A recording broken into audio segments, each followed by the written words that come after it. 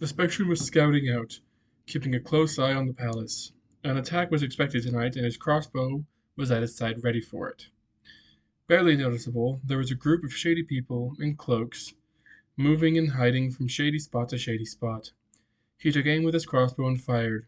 Mid-air, the bolt burst into flame and exploded on contact, letting his party know exactly where they were, as well as heavily damaging each shady cloaked figure. Aiming their pistol weakly towards a handful of demons left, the gnome pulled the trigger, barely hitting the first demon, but that was intentional, as the bullet not only damaged the first demon, but also ricocheted off them and hit the second one as well. Taking careful aim with their rifle, the tiefling's breath had slowed. He was hired to take out this corrupt king and let their child take over the rule.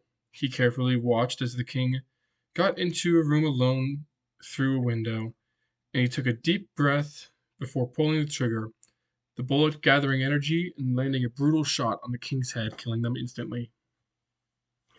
Warden is the term for a type of fighter who uses ranged weapons and is able to enhance the ranged ammo as it flies through the air, to always be ready for the situations they are in. Wardens are great at being assassins or even great trump cards on a battlefield. A Warden is a half-caster ranged-based class that enhances their ranged attacks after making them. In addition, the Warden class also has many great abilities for assisting their allies in or out of combat. Using arcane charges, their ranged attacks can be unique or even burst out in elemental explosions. So, to make a Warden quickly, you're going to want to make Dexterity your highest skill, followed by your Wisdom. Then you either want to be the Sage, Guild Artisan, or Soldier background. Wardens use a D8 for their hit dice, and for their proficiencies, for armor, they get light and medium armor. For weapons, it's light weapons, simple weapons, light ranged weapons, light crossbows, or firearms. For saving throws, it's wisdom and intelligence. And then for your skills, you choose 2 from Arcana, Athletics, Insight, Deception, Investigation, Animal Handling, and Perception. For your equipment, you get a light crossbow or a pistol, then a light weapon or a hand axe, then leather armor or chain armor, then an explorer's pack or librarian's pack. So going and getting into the class features. Starting at first level, you get arcane shots and booster. For arcane shots, starting at first level, when you land a successful ranged attack, you can spend an arcane charge to do something special on your shot. You regain all spent arcane charges after finishing a long rest, and you have a number of arcane charges equal to the amount it says on your class list, which levels up like monk and sorcerer. So you have pretty much an amount equal to your warden level. So let's get into a few of these different arcane shots. First is piercing. You can spend an arcane charge to freely attack a target behind your initial target as well. Both targets take the same damage. Double shot is you can spend an arcane charge after a successful hit to fire off another round instantly. Roll to hit for this next shot. If you land this hit, you can choose to attempt another shot. This ability can keep stacking until you miss or run out of arcane charges. Each new shot costs another arcane charge. Then there is Deadeye Shot. You can spend an arcane charge to double the damage of your ranged attack. Then there's Ricochet. If you barely hit a target, as in you roll to the target's AC, then you can spend an arcane charge for your shot to also hit another target within range, as it hits them and ricochets off. So you're doing damage to 2 people if you barely hit someone. And this isn't just like, going through. It can ricochet and bounce off to someone else within your range. So this could be pretty great for if you're being surrounded. Then there's the explosive shot. You can make all creatures within 10 feet of the target make a dexterity saving throw, taking 3d8 fire damage on a failed and no damage on a success. Also an arcane charge. Chill shot is the target takes an additional 2d8 cold. Crack shot takes additional 2d8 lightning.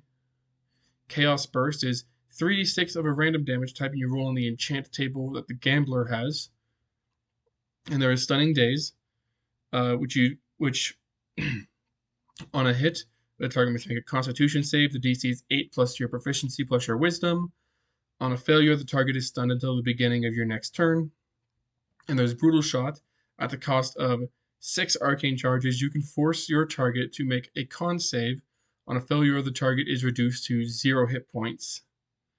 This is very powerful, but also takes 6 whole arcane charges. Anyway, on Booster, starting at first level, you can spend an arcane charge to give an ally within 120 feet of you or yourself advantage as a reaction when you or they fail an ability check or saving throw. So essentially, if someone within the range or yourself fails a saving throw, you can expend your reaction to give them advantage on that roll. Okay, then on the second level, you get Spellcasting and Warden's Guard. Now, Wardens get Spellcasting. They are half casters, so they only go up to 5th level spell slots, and they get their spell slots a lot slower.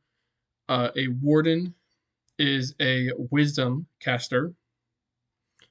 Not too much to go over there. I mean, that's kind of just how they work, and they have a spells known list for their spells. Then they get Warden's Guard. Starting at second level, as a bonus action, you can give someone within 30 feet of you a short inspirational saying. Doing so will increase the target's AC by 1d4 for 1 minute. You can use this ability once, yet you regain that use after finishing a long rest. At third level, you get Warden's House, which is your subclasses. You get abilities from your subclasses at 3rd, 7th, 10th, 15th, and 18th level. Your subclass options are, I'm not going to describe these. Your subclass options are the House of Bishops, House of Chaos, House of Dragons, House of Evil, House of Jesters, and House of Knights. At 4th level is a ASI. Everyone knows how this works. We're not going to keep going over this. It's just how D&D works. At 5th level is Nothing. At 6th level is Warden's Curse and Ward. Starting off with Warden's Curse. At 6th level, as a bonus action, you can spend an arcane charge to curse a target within 60 feet of you. The target must make a charisma saving throw. The DC is equal to your spell save DC. On a fail, the target has disadvantage on all d20 rolls until the end of your next turn. You can use this ability once and regain that use after finishing a long rest. Then next is Ward. Starting at 6th level, by spending an arcane charge, you can give an ally within 60 feet of you 1d4 plus your Warden level in temporary hit points. Pretty simple features, but quick and straight to the point. At 7th level, you get your Warden's House feature, so subclass feature. 8th level is ASI. 9th level is Nothing. 10th level is your next subclass feature. Then on 11th level, it is Warding Mark. Starting at 11th level, you can give one target within 60 feet resistance to a damage type of your choice. However, another target within 60 feet must be given vulnerability to that same damage type. Doing so takes an action to cast. This will only last until you take a long rest. You can only use this ability once and regain that use after finishing a long rest. Yes, you can give an ally resistance to a damage type. You also have to give someone vulnerability to that same damage type. So you can try saving this for a fight, or you can try predicting things ahead of time. It's an interesting feature that is likely to change. This is not likely to be final in the actual book. It's likely to change to take a whole minute, so you have to do it before a fight. So someone has to have vulnerability to something, because currently at the moment there is no save for giving someone vulnerability. It just happens. So I will most likely change this to be either a minute or a whole hour to do this. But at the moment, that is what it is. It's just a general idea. It'll be different in the end.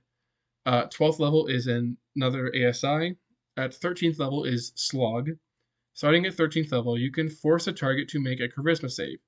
On a fail, their speed is cut in half, and they can only choose between an action or bonus action on their turn, and they lose their reaction. They also gain 1 point of exhaustion. On success, the target just gets 1 point of exhaustion. You can use this ability once, and you regain that use after finishing a long rest. So kind of like a mixture between the slow spell and giving someone exhaustion is just as a core feature instead. So it's kind of like a fun little mixture. At 14th level, you get Warden's Shot. Starting at 14th level, you can spend 3 arcane charges to make a Warden's Shot. Doing so lands an attack that's an auto crit, and this crit also causes 1d8 bleeding each turn until the target is healed or is able to close the wound. So essentially, it's just a you can spend 3. So it's a new arcane shot. It's one specifically that you get late level. You can spend 3 when doing it. Makes the attack a crit, and also causes this bleeding effect, which will not be stopped until the wound is closed or healed. At 15th level is Warden's House feature. 16th is ASI. 17th is nothing. 18th is another subclass feature. 19th is your last ASI. And then finally, at 20th level, you get Warden's Burst and Supreme Ward. Starting at 20th level, you can expend 3 arcane charges to cause a shot of yours to explode on contact. When this happens, each creature within 15 feet of the target must make a dexterity save. On a fail, the creature takes 5d10 radiant damage. This damage, however, cannot kill. But if you reduce a target to 0 hit points, they go unconscious, and they take half as much damage on a success. And then there is Supreme Ward. Starting at 20th level, you can give a target 1d4 times your Warden level in temporary hit points. You can use this ability once, and you regain that use after finishing a long rest. So that is the Warden. Rather kind of somewhat simple, kind of somewhat interesting. Mainly built to be a sniper, not meant to be super up close in combat. But you can play a Warden however you want. You want to play someone who is running around, not like, 5 feet, but like close enough in combat with dual pistols as a Warden. You totally can. It's D&D. Do what you want. You don't have to follow specific guidelines that people tell you to follow. Do whatever you want in D&D. It is a game of make-believe. Have fun. But with this, we're only going to have 2 videos for the classes that are left. And these last 2 classes are the Weaver, which I am really looking forward to, because that is probably second or third most unique class in this book. It's fun. I really enjoy the Weavers, and that one and the Weaver idea was made by my friend, who is the DM of the main campaign I'm playing in right now. He was the one who came up with the Weaver idea, and then I fleshed it out into a full-on class, all based around its main feature. So yeah, so the next video is going to be on the Weaver, and then after that, we're going to go over the Witch, which is also going to be a little bit of an interesting one, kind of a little bit of Artificer vibes, but much more kind of like an Artificer Druid kind of mix. But I think that'll be generally pretty fun to go over. But with that,